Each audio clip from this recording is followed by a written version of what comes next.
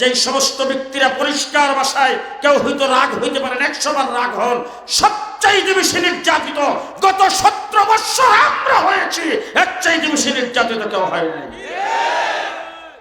আমাদের ভিতরে জাল আছে।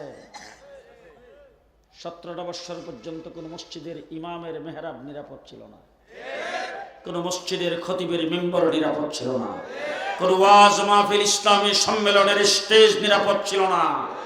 বাংলাদেশে ভিন্ন মতের কোন মানুষ কোন কথা নির্দ্বিধায় বলতে পারে নাই। কথাই বলছেন খেলা হবে। আমরা কিন্তু 17 বছর খেলার মাঠে ছিলাম।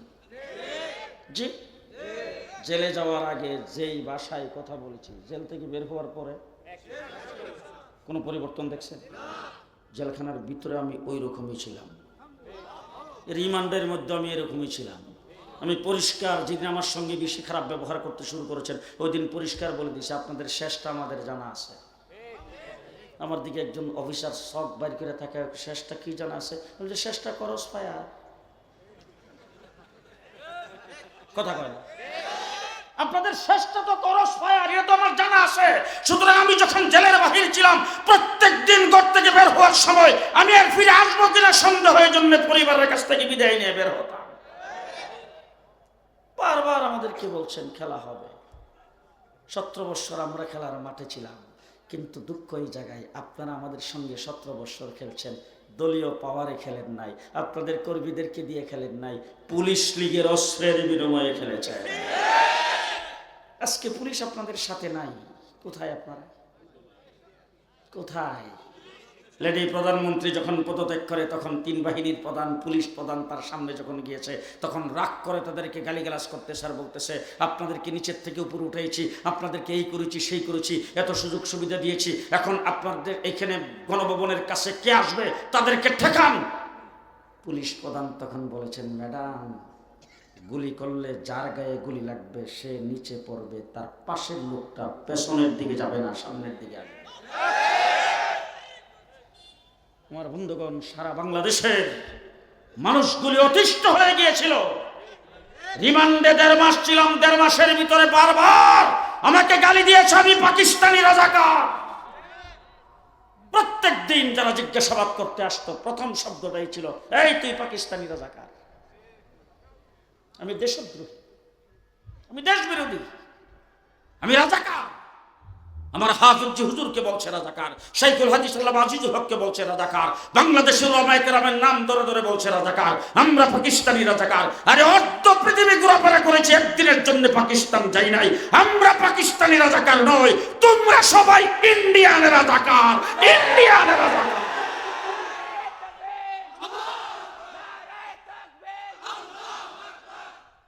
আমার দেশ পাকিস্তানিদের জন্য হুমকির সম্মুখীন নয়, ইন্ডিয়ার জন্য হুমকির সম্মুখীন।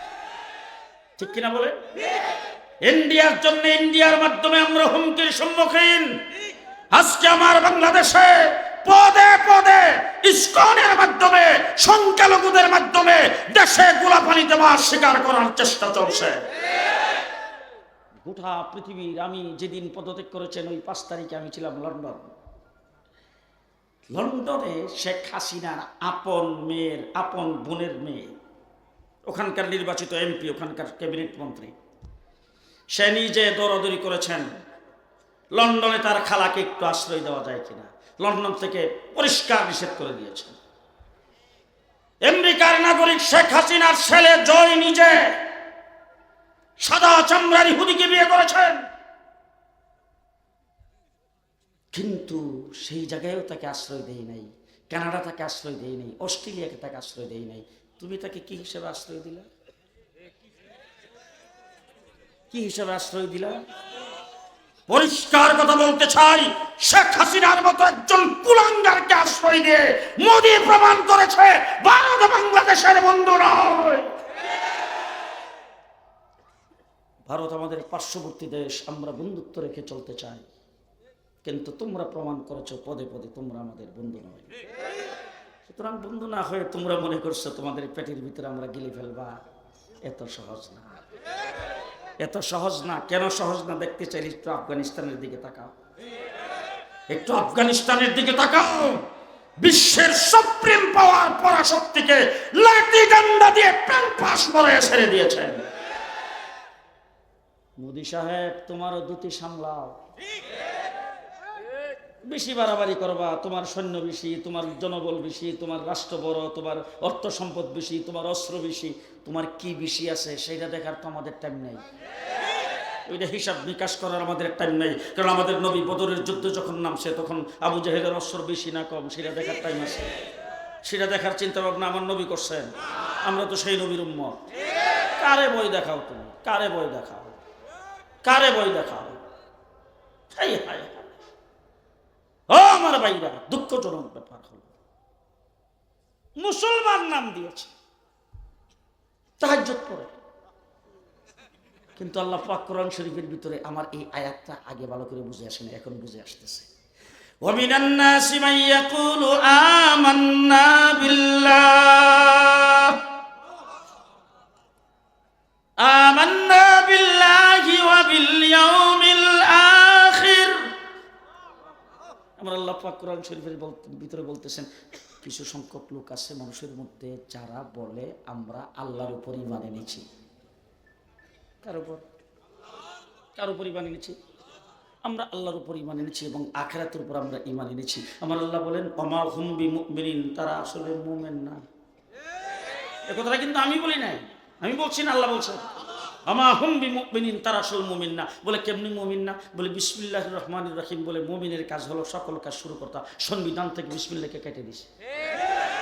মুমিন এই মাঝখান্দা বোধ হয় হে দলের লোক আছে, কথা কয় না, তারা মুমিন? জি।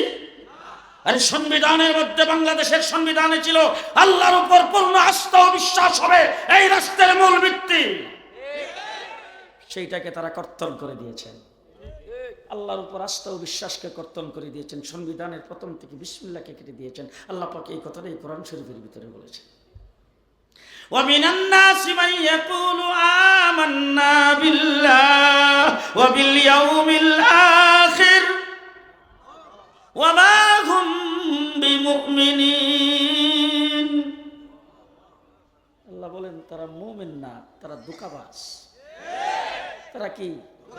তারা ধোঁকাবাজ। তারা দেশের মানুষকে ধোঁকা দিছে, তারা এই দেশের রাজনৈতিক দলের নেতাদেরকে ধোঁকা দিছে, তারা এই দেশের সকলকে ধোঁকা দিয়েছেন। ও আমার ভাইরা, শাপলা চত্বরে আমরা কি জন্য গিয়েছিলাম? মুহাম্মদুর রাসূলুল্লাহ সাল্লাল্লাহু আলাইহি ওয়াসাল্লামের ইজ্জত রক্ষার জন্য শাপলা চত্বর গিয়েছিলাম। যুদ্ধ অপরাধীর দাবিতে যখন শাহবাগে আমার দেশের বিরুদ্ধে আরেকটা ছায়া সরকার কায়েম করে ইমরান এই সরকার, সেই সরকার কায়েম করে যখন সেখানে আল্লাহ এবং আল্লাহ রাসূল সম্পর্কে যখন কটূক্তি করা হয়েছে, যখন বলছে তোরা আল্লাহরে লইয়া তারাও ফাঁসে দিন, যখন বক্তৃতায় বলছেন তোরা আল্লাহ কোথায় এখন বাসাক, আল্লাহ সম্পর্কে যখন কটূক্তি করেছেন, রাসূলুল্লাহ সাল্লাল্লাহু আলাইহি সাল্লাম সম্পর্কে যখন কটূক্তি করেছেন, তখন আমরা আল্লাহর নবীর ইজ্জত রক্ষার জন্য শাপলা চত্বরে গিয়েছিলাম। তাহলে শাপলা চত্বরে আমরা রাত্র যাপন করার সিদ্ধান্ত নিয়েছিলাম আল্লাহর নবীর ইজ্জত রক্ষার জন্য, আমাদের দাবি আদায় করার জন্য, ক্ষমতা দখল করার জন্য নয়। কিন্তু শেষ রাত্রের বেলা 1,54,000 গুলি আমাদের উপর ছাড়া হয়েছে। শাপলা চত্বরে 1,54,000 গুলি ছেড়ে আলিম উলামায়ে কেরামকে সেখানে নির্বিচারে হত্যা করেছেন। এই হত্যাকারী, লুণ্ঠনকারী বাংলাদেশ থেকে পরাজয় বরণ করেছে, সামনে আর কোনোদিন আসতে পারবে না। জোরে বলেন ইনশাআল্লাহ। আর জোরে বলেন ইনশাআল্লাহ।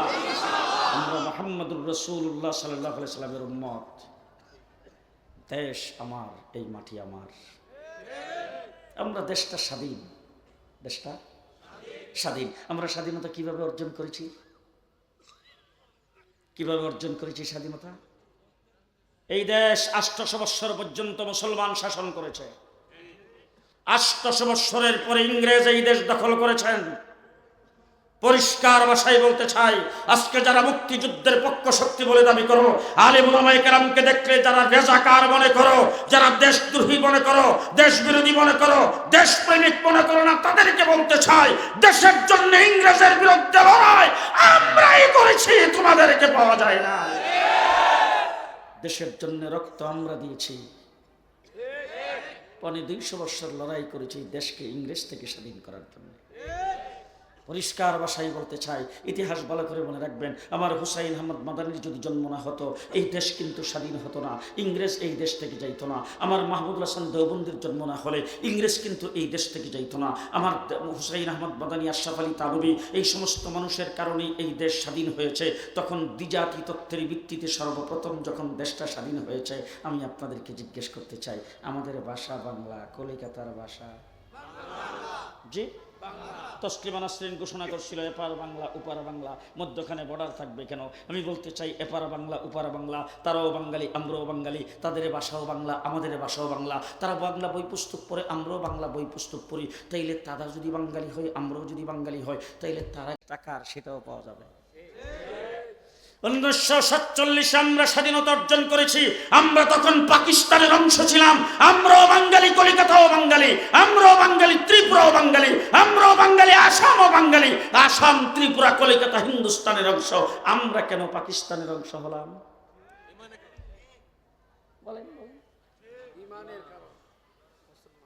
আমরা মুসলিম অধ্যুষিত, এই জন্য পাকিস্তানের অংশ হয়েছি, ঠিক না বেঠিক? আমরা মুসলমান, এই জন্য পাকিস্তানের অংশ হয়েছিলাম, ঠিক কিনা বলেন? ঠিক কিনা বলেন? এরপরে পশ্চিম পাকিস্তানের যখন আমাদের পূর্ব পাকিস্তানের উপরে জুলুম নির্যাতন শুরু করে দিয়েছে, আমাদেরকে যখন অধিকার থেকে বঞ্চিত করেছেন, তখন বাংলাদেশের 7.5 কোটি মানুষ অস্ত্র ধরে পশ্চিম পাকিস্তানের বিরুদ্ধে লড়াই করে আমরা 9 মাসে দেশ স্বাধীন করেছি। পরিষ্কার ভাষায় আপনারা কেউ মানবেন কিনা জানি না, স্বাধীনতা আন্দোলন এটা কোনো একক ব্যক্তির ক্রেডিট নয়, 7.5 কোটি বাঙালির ক্রেডিট। এটা কোনো একক রাজনৈতিক দলের ক্রেডিট নয়, গোটা বাংলাদেশের 7.5 কোটি মানুষের ক্রেডিট। 7.5 কোটি মানুষ অস্ত্র ধরে কয় মাসে দেশ স্বাধীন করেছি? 9 মাসে। এবার আমি আর জিজ্ঞেস করতে চাই, আমরা যদি হিন্দুস্তানের অংশ হতাম, কাশ্মীর স্বাধীনতা আন্দোলন করতেছে 70 বছর, হয়েছিনি স্বাধীন? হয়েছিনি স্বাধীন? ত্রিপুরা দেখেন, আসাম দেখেন, 40 বছরে যাবৎ স্বাধীনতা আন্দোলন করতেছে, হয়েছিনি স্বাধীন? জি, পরিষ্কার ভাষায় বলতে চাচ্ছি, যদি আমরা মুসলিম মেজরিটি, মুসলিম অধ্যুষিত হিসাবে যদি আমরা পূর্ব পাকিস্তান না হতাম, পাকিস্তানের অংশ যদি না হতাম, আমরা 70 বছর আন্দোলন করে স্বাধীনতা অর্জন করতে পারতাম না। তাহলে আমাদের স্বাধীনতার মূলে আস্তে আস্তে আস্তে আস্তে আমরা স্বাধীনতার মূলে কি? মুসলমান হিসাবে আমরা স্বাধীন, ঠিক কিনা বলেন? ঠিক কিনা বলেন? আমার বাংলাদেশের লক্ষ লক্ষ মানুষ জীবন দিয়েছেন, লক্ষ লক্ষ মা বোনের ইজ্জত হানি হয়েছে, তারপরে 9 মাস রক্তক্ষয়ী যুদ্ধ করে যার যা কিছু আসে লাঠি সুটা নিয়ে পাকিস্তানি হানাদার বাহিনীর বিরুদ্ধে মাঠে নেমে গেছেন। রাস্তাঘাট তাদের জন্য অবরোধ হয়ে গেছে, তারা যখন চলাফেরা কোথাও করতে পারে না, কোনো গ্রামে কোনো রাস্তা দিয়ে তারা হাঁটলে বাড়ির ভিতর থেকে তখন ঝাড়ু নিয়ে তাদের উপর আক্রমণ শুরু করে দেয়, তখন তারা এই দেশ থেকে ভাগতে বাধ্য হয়েছে। আজকে মিস্টার মোদি, তুমি কিভাবে বক্তব্য দাও পাকিস্তানের সঙ্গে আমরা লড়াই করে বিজয় আমাদের? মিস্টার মোদি সাহেব, বিজয়ী তোমাদের নয়, বিজয়ী হলো 7.5 কোটি বাঙালির। তোমরা আমাদেরকে সহযোগিতা করেছো, এই জন্য তোমাদেরকে ধন্যবাদ জানাই। 54 বছর পর্যন্ত ধন্যবাদ জানাইছি, এরপরও হয়নি। জি, দেশ যখন প্রথম স্বাধীন হয়েছে, পাকিস্তানিরা 7 সমুদ্র 13 নদী পার হয়ে বিশাল অংশ পাড়ি দিয়ে যখন আমাদের এই দেশে যুদ্ধ করার জন্য আসছে, যুদ্ধের সরঞ্জামাদি এবং পাকিস্তানের বিভিন্ন জিনিসপত্র যা নিয়ে আসছিল সব তোমরা লুটপাট করে নিয়ে গেছো। যুদ্ধ করেছো আমাদের পক্ষে, আমাদেরকে সহযোগিতা করেছো, লুটপাটও তো কম করো নাই। জি, 54 বছর পর্যন্ত আমাদেরকে পানিতে মারছো, যখন আমাদের পানির দরকার নেই তখন বাঁধ খুলে দিয়ে আমাদেরকে পানি দিয়ে মারছ। 54 বছর পর্যন্ত আমার বাংলাদেশের জিনিসপত্র লুণ্ঠন করে, আর 17 বছর তোমাদের অনুকূলে সরকার পেয়ে তোমরা জানিস সবচাইতে বেশি আমাদের দেশকে লুণ্ঠন তোমরা করেছ। সুতরাং দেশ স্বাধীন করেছি আমরা মুসলমান হিসাবে, সামনে আমরা কি মুসলমান হিসাবে থাকতে চাই? আরো আসতে থাকতে চাই মুসলমান হিসাবে, থাকতে চাই মুসলমান হিসাবে। আল্লাহ না করুক, আল্লাহ না করুক, ওয়াজ মাহফিলে দাঁড়ায় কত সুন্দর ওয়াজ করি, এই দেশ শামসুল হক ফরিদপুরের দেশ, এই দেশ মুফতি আব্দুল কাদিরের দেশ, এই দেশ ইমুক বড় হুজুরের দেশ, এই দেশ শাহজালাল শাহপরান খান জাহানালের দেশ। আমাদের মাটির নিচে খান জাহান আলী শুয়ে আছেন, আমাদের মাটির নিচে শাহজালাল শাহপরান শুয়ে আছেন। আমরা খুব আত্মতৃপ্তি, এই সমস্ত বড় বড় অলি আব্দাল গাউস কুতুবরা আমাদের মাটির নিচে আছে, আমাদের এটা খাই কেডা? এবার আমি আপনাদের জিজ্ঞেস করতে চাই, ফিলিস্তিন কার দেশ?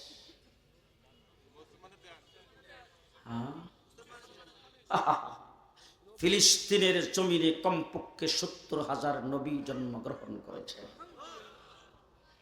হাজার হাজার নবী ফিলিস্তিনের মাটির নিচে শুয়ে আছে, হাজার হাজার নবী।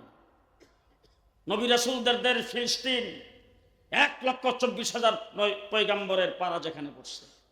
আমার নবী মুহাম্মদুর রাসূলুল্লাহ সাল্লাল্লাহু আলাইহি সাল্লাম মেরাজের রাত্রিতে সমস্ত নবীদের ইমামতি করেছেন সেই ফিলিস্তিন। সেই জায়গার ভিতরে টনে টন বোম ফুটতেছে কিনা বলেন? সেই জায়গার ভিতরে আজকে 70 বছর যাবত আমাদের মুসলমানদেরকে মারতেছেন। হাজার হাজার মুসলমান মা বোন শিশু সেই জায়গার ভিতরে রক্তাক্ত হয়েছে, নিহত হয়েছে, শাহাদাত বরণ করেছে। আমরা 3 দিক 12 ঘেরা, একদিক সাগর। আপনি যদি মুসলমান হয়ে থাকেন, আওয়ামী লীগের বন্ধুরা লাভ দিয়ে তো চলে গেছে বর্ডার ফাঁস হয়ে, আমরা যাবো কোথায়? যে আমি জুনায়েদ আল হাবিব যখন পার হইতে যাব, ফেলানির মতো গুলি করে মারা হবে। তো আপনারা যখন পার হতে যাবেন, ফেলানির মতো গুলি করে মারা হবে। তোমরা লেডি প্রধানমন্ত্রীকে পাওয়ার সাথে সাথে তোমরা আমাদের ভিসা বন্ধ করে দিয়েছো চিকিৎসার জন্য, যাতে তোমাদের দিকে না যায়। তা আমরা তোমাদের দিকে যাওয়ার দরকার না, আমাদের বাংলাদেশে চিকিৎসার অভাব নাই। কিন্তু তোমরা যে মরতেছো ওইটারও খবর আছে। ব্যবসা বাণিজ্য যা আছে সব বন্ধ, হোটেলগুলি বন্ধ হয়ে যাচ্ছে, বাজারে দুকে দুকে মরতেছে, ঠিক কিনা বলেন? তোমরা আমাদেরকে বাতে মারবা, আমরাও তোমাদেরকে মারতে পারবো। আমাদেরও সেই শক্তি আছে না নাই? আছে না নাই? তাইলে তোমরা আমাদেরকে কি করে মারবা যদি তোমরা আমাদের উপর আক্রমণ করো? আর এমন কোনো একটা পরিস্থিতি আল্লাহ না করুক, আল্লাহ না করুক, আল্লাহ না করুক, আমরা শান্তিতে এই দেশে বসবাস করতে চাই। আমরা নাগরিক অধিকার নিয়ে দেশে বসবাস করতে চাই, স্বাধীন সার্বভৌম বাংলাদেশে স্বাধীনতার সাথে বসবাস করতে চাই। এরপরও যদি আমাদের বুকের উপর কেউ সোয়ার হয়ে আসে, কেউ যদি অতর্কিত হামলা করে, কেউ যদি আমাদের স্বাধীনতাকে নস্যাৎ করতে আসে, আর আপনি আমার সামনে যদি বুক বরাবর রাইফেল আর বন্দুকের গুলি তাক করে দেয়, এই মুহূর্তে কি বুক টান করে বলতে পারবেন আমরা মুসলমান, আল্লাহ কাটায় দেব, ইসলাম দেব না? পারবেন পারবেন পারবেন পারবেন পারবেন পারবেন জীবন দিয়ে দেব, জীবন দিয়ে দেব, ঈমান দেব না। জীবন দিয়ে দেব, ঈমান দেব না। আমরা মুসলমান হিসাবে থাকতে চাই, আমাদের সন্তানাদিদেরকে মুসলমান হিসাবে রাখতে চাই। যদি বলেন ঠিক না ঠিক? তাহলে 17 বছর পর্যন্ত লড়াই আমরা করেছি। আজকে আমার বাংলাদেশের বিএনপি, বাংলাদেশের জামাত, বাংলাদেশের আওয়ামী বিরোধী রাজনৈতিক যত দল সবাই নির্যাতিত হয়েছে। তারা বৎসরের পর বৎসর জেলখানায় ছিল, তাদের অনেককে ক্রস ফায়ার দেওয়া হয়েছে, অনেককে ফাঁসির কাস্টে ঝোলানো হয়েছে। আপনারাও 17 বছর পর্যন্ত নির্যাতিত হয়েছেন। আপনাদের নির্যাতনকে আমরা শ্রদ্ধাভরে স্মরণ করি, আপনাদের নির্যাতনের জন্য আমরাও দুঃখিত, আমরা আপনাদের জন্য দোয়া করি, আমরা আপনাদেরকে সাথী মনে করি। তবে বুকে হাত রেখে একটা কথা জিজ্ঞেস করতে চাই, আপনাদের 17 বৎসরের নির্যাতন একত্রিত করেন, আমার শাপলা চত্বরের এক রাত্রির সমান হবে না। শাপলা চত্বরে আমরা এক রাত্রে 1 সাগর রক্ত দিয়েছি। আমরা 2021 সালে আমার ব্রাহ্মণবাড়িয়াতে 15 জন, চট্টগ্রামে 7 জন, আমার 21 জন 22 জন লোককে পাখির মতো গুলি করে হত্যা করা হয়েছে। 21,000 হেফাজতে ইসলামের নেতাকর্মী, দেশের আলেম ওলামা ইকরাম, দিনদার ব্যক্তিদেরকে জেলখানার ভিতরে ঢুকাইয়া বৎসরের পর বৎসর। আমি 2 বছর জেলে ছিলাম। মৌলানা আজিজুল হক ইসলামাবাদী 2 বছরের উপরে ছিল। মৌলানা মামুনুল হক 3 বছর একাধারে জেলখানার ভিতরে ছিল। এইভাবে জেলখানার ভিতরে আমাদেরকে রাখা হয়েছে। আমাদেরকে যখন জেল থেকে কোর্টে চালান করা হতো, তখন হাতে পায়ে কোমরে ডান্ডা বিড়ি লাগে, তারপরে আমাদেরকে কোর্টে আনা হতো। আমাদেরকে কোর্টের মধ্যে নির্মমভাবে আনা হতো, সেখানে আইনা তারপর আমাকে বেঁধে রাখা হতো। তারপরে আমাদের পরিবারের সঙ্গে অন্তত 1 বছর পর্যন্ত সাক্ষাৎ আর যোগাযোগ করতে দেওয়া হয় নাই। ফাঁসির শেলে আমাদেরকে রাখা হয়েছে। কিন্তু দুঃখ লাগে, অন্তরে রক্তক্ষরণ হয়। এখন যারা গ্রেফতার হয়েছে তাদেরকে যখন ইস্তারির কাপড় পরে কোর্টে আসতে দেখি, আমাদের রক্তক্ষরণ হয়। যারা লুটপাট করেছে এই দেশ, যারা নির্যাতনের পাহাড় করেছে, তারা কেন এইভাবে আরামে আসবে? পরিষ্কার ভাষায় বলতে চাই, এদেশের সম্পদ লুণ্ঠন করেছে তারা। বিচারপতি ধরা পড়ছে বর্ডারে, তার ব্যাগের ভিতরে 70 লাখ। লুণ্ঠন কাকে বলে? শুনলাম কোন নেতাকে গ্রেফতার করতে যায় তার বাসার লিফটের গর্তের ভিতরে পাইছে 400 কোটি। কি ঘটনা? প্রত্যেক বাসা বাড়িতে তোমরা অর্থের পাহাড় করেছ, বেগম পাড়ায় বাড়ি করেছ, বিদেশে তোমরা টাকা পয়সা পাচার করে দেশকে পঙ্গু করে দিয়েছ। তোমরা একদিক থেকে জালেম, আরেক দিক থেকে লুটেরা। সে জালেম আর লুটেরারা যারা 17 বছর পর্যন্ত যারা জুলুম করেছে, নির্যাতন করেছে, দেশের সম্পদকে লুণ্ঠন করেছে, তারা জেলখানার ভিতরে জামায়া দূরে থাকবে কেন? কেন জামায়া দূরে থাকবে? হায় হায় হায়, তারা জামায়া দূরে থাকতে পারবে না। তারা সেই জায়গার ভিতরে নির্মম পরিণতি তাদের ভোগ করতে হবে।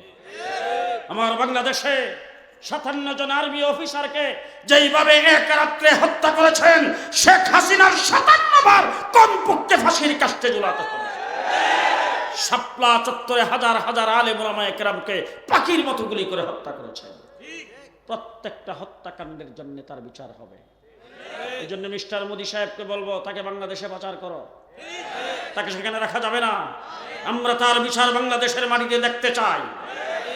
আমার বন্ধুগণ, দেশ আমাদের, আমরা এদেশে থাকতে চাই মুসলমান হিসেবে। ভবিষ্যৎ প্রজন্ম এদেশে ইসলাম নিয়ে বেঁচে থাকবে। আপনারা কি বলেন? কি বলেন? শিক্ষার সর্বস্তর থেকে ধর্মীয় শিক্ষাকে আউট করে স্কুল কলেজ ইউনিভার্সিটিতে ধর্মীয় শিক্ষার পরীক্ষাও বাতিল করা হয়েছে।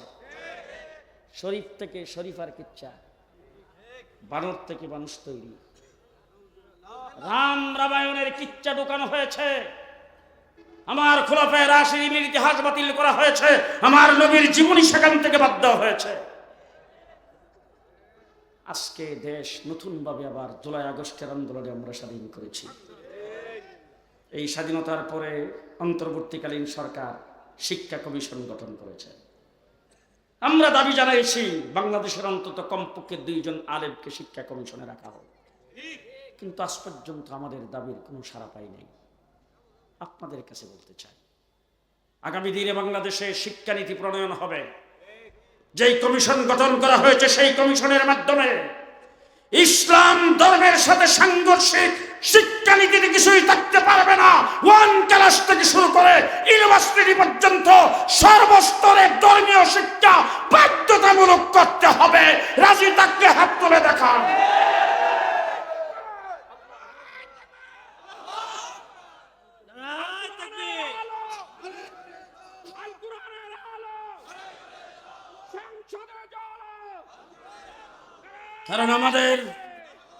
কারণ আমরা মুসলমান হিসাবে আমরা মনে করি মাদ্রাসায় যারা পড়ে তাদের জন্য উজুর ফরজ জানা যেমন ফরজ, স্কুলে যদি কোনো মুসলমানের সন্তান পড়ে তার জন্য উজুর ফরজ জানা, নামাজ জানা, গোসল জানা, পাক পবিত্রতা জানা, হালাল হারাম জানা ফরজ কিনা বলেন? তাহলে আপনার একটা ছেলে মাদ্রাসায় পড়ে আর 3টা ছেলে স্কুলে পড়ে। একটা ছেলে মাদ্রাসায় পড়ে সে হালাল হারাম জানবে, পাক না পাক জানবে, আর যিনি স্কুলে পড়ে সে কিছুই জানবে না। জি, আমরা চাই স্কুল কলেজ ইউনিভার্সিটিতে হালাল হারাম পাক পবিত্রতা শিক্ষা, কোরআন শরীফ সহি শুদ্ধ শিক্ষা, নামাজ শিক্ষা, সব মুসলমানদের জন্য যে সমস্ত কিছু ফরজ সেইগুলি শিক্ষা সেখান থেকে হইতে হবে। আপনারা সবাই একমত? আপনারা সবাই একমত? 2 নম্বর কথা বলতে চাই, দেশটা আমাদের স্বাধীন হয়েছে 54 বছর। কয় বছর? 54 বছরের ভিতরে সর্বপ্রথম দেখলাম সোনার বাংলা। আপনারা কে দেখছেন জানি না, আমি দেখছি একজনে বমি করছে, আরেকজন খাইছে। রাস্তার কিনারের কুসুর ডুগা একটাও রাখেনি। এরপরও মানুষ জীবন বাঁচাতে পারে নাই। কিছুদিন পরে হঠাৎ করে আসলো সবুজ বাংলা, এরপরে আসলো নতুন বাংলা। লেডি প্রধানমন্ত্রী ক্ষমতায় এসে ঘোষণা দিলেন আধুনিক বাংলাদেশ। কিছুদিন পরে মডার্ন বাংলাদেশ, এরপর হয়ে গেল ডিজিটাল বাংলাদেশ। পদ্মা সেতু উদ্বোধন করার সময় ঘোষণা দিয়েছেন স্মার্ট বাংলাদেশ। কি বাংলাদেশ? পেঁয়াজের কেজি 240, কাঁচা মরিচের কেজি 1000 টাকা। জিনিসপত্র মানুষের ক্রয় ক্ষমতার বাহিরে। স্মার্ট বাংলাদেশ। লড়াই করেছি 17 বছর, জীবন আমরা দিয়েছি। শুধু তাই না, দেশপ্রেমিকের ভূমিকা আমরা পালন করেছি। যখন ছাত্ররা রাস্তায় নেমেছেন কোটা বিরোধী আন্দোলনে, বৈষম্যের বিরুদ্ধে যখন আন্দোলন শুরু করেছেন, আমার মাদ্রাসার ছাত্রদের কি কোটার প্রয়োজন? বলেন। মৌলানা কামরুজ্জামান সাহেব জীবনে কোথাও চাকরির জন্য দরখাস্ত করছে? আমি আমার জীবনে চাকরির জন্য দরখাস্ত করছি। আমার মাদ্রাসায় যারা ফারেক হয় তারা চাকরির জন্য দরখাস্ত করে। পরিষ্কার আমরা যখন সনদের স্বীকৃতি নেই, আমাদের আল্লামা আহমদ শফি রহমতুল্লাহ আলাই প্রধানমন্ত্রীর সামনে বসে পরিষ্কার ভাষায় বলছেন, মাননীয় প্রধানমন্ত্রী, আপনার অফিস চাই না, আপনার ম্যান চাই না, আপনার বরাদ্দ চাই না, আপনার বাজেট চাই না, আপনার কোনো টাকা পয়সা কিছুই চাই না। আমরা যেইভাবে মুষ্টির চাউল দিয়ে চলছি সেইভাবে চলবো। আমরা শুধু আমাদের অধিকার চাই। আমরা আমাদের অধিকার ফিরে পেয়েছি, সনদের স্বীকৃতি পেয়েছি। আপনাদের কিছুই চাই না, আপনাদের কাছে চাকরির জন্য দরখাস্ত করি না। কিন্তু স্কুল কলেজে যারা লেখাপড়া করে তারা আমার বাংলাদেশের মুসলমান ভাই। তারা যখন রাস্তায় নেমে জীবন দিতে শুরু করেছেন, আমার বাংলাদেশের কওমি মাদ্রাসার ছাত্র শিক্ষক কেউ ঘরে বসে থাকে নাই, রাস্তায় নেমে আসছে। সে আন্দোলনে আমরা 84 জন জীবন দিয়েছি। মাদ্রাসার ছাত্র শিক্ষক 84 জন জীবন দিয়েছেন। আমরা দেশপ্রেমিক হিসাবে তাদের সাথে ছিলাম। এরপরে যখন শেখ হাসিনার পদত্যাগের সাথে সাথে যখন ঘোষণা করলেন পুলিশ বাহিনী আর কাজ করবে না, গ্রামে গঞ্জে বিভিন্ন জায়গায় যখন অকারেন্স সৃষ্টি হয়ে গেছে, সারা গ্রামে গঞ্জের সব কিছু পাহারাদারির ব্যবস্থা আমরা করেছি। রাস্তায় ট্রাফিক নাই, যানজটের সৃষ্টি হয়েছে। স্কুল কলেজ এবং মাদ্রাসার ছাত্ররা মিলে আমরা ট্রাফিকের দায়িত্ব পালন করেছি। ভারত যায় বসে সর্বপ্রথম যে কুড়ি চালছেন সেটা হলো এই দেশে সংখ্যালঘুদের উপর নির্যাতন হচ্ছে। গোটা বাংলাদেশের সমস্ত সংখ্যালঘুদের স্থাপনা এবং তাদের মন্দির আমরা পাহারাদারি করেছি। সংখ্যালঘুদের উপরে কোথাও নির্যাতন হচ্ছে না। ভারত পেপার পত্রিকায় টেলিভিশনে বিভিন্ন রকম মিথ্যা প্রবকাণ্ডা ছড়াচ্ছেন।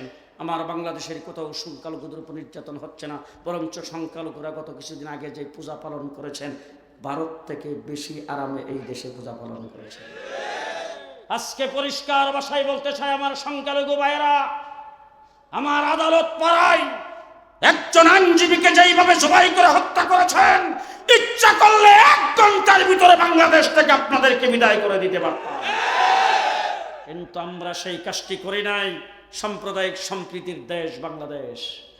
এখনো বলছি, আপনারা এই দেশে নাগরিক সুবিধা ভোগ করে থাকবেন, কোনো আপত্তি নাই। প্রধান বিচারপতি হয়েছেন, আপত্তি করি নাই। মন্ত্রী মিনিস্টার হয়েছেন, আপত্তি করি নাই। পুলিশ অফিসার হয়েছেন, আপত্তি করি নাই। আপনারা আপনাদের সুযোগ সুবিধা বুঝে নেবেন, আমাদের কোনো আপত্তি নাই। সহাবস্থান করবেন, একসাথে ব্যবসা বাণিজ্য করবেন, ক্ষেত খামারে কাজ করবেন, সব কাজ করবো আপনাদের সাথে। আমরা আসি, একসাথে থাকবো, কোনো প্রকারে কোনো আপত্তি নাই। বৈষম্য আমাদের ভিতরে নাই। সাম্প্রদায়িক সম্প্রীতি বজায় রেখে আমরা এই দেশে চলে আসছি, সামনেও চলব। তবে ইসকনের ফাঁদে যদি পা দেন, যদি মোদির ফাঁদে পা দেন, ভারতের ফাঁদে পা দেন, পরাজিত শক্তির ফাঁদে যারা পা দেবে তাদের একজনকেও সারা হবে না, প্রত্যেককে বিচার করা হবে।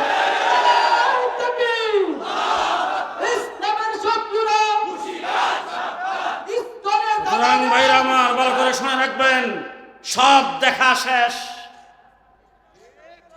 জুলাই আগস্টের আন্দোলনে দেশ নতুন করে 5ই আগস্ট স্বাধীন হয়েছে। এ স্বাধীন সার্বভৌম বাংলাদেশ, সামনে নির্বাচন হবে, সরকার গঠন হবে। নির্বাচিত সরকার যেই আসুক, সামনের বাংলাদেশকে দেখতে চাই ইসলামের বাংলাদেশ, ইসলামের বাংলাদেশ। কে কে রাজি আছেন হাত তুলে দেখান।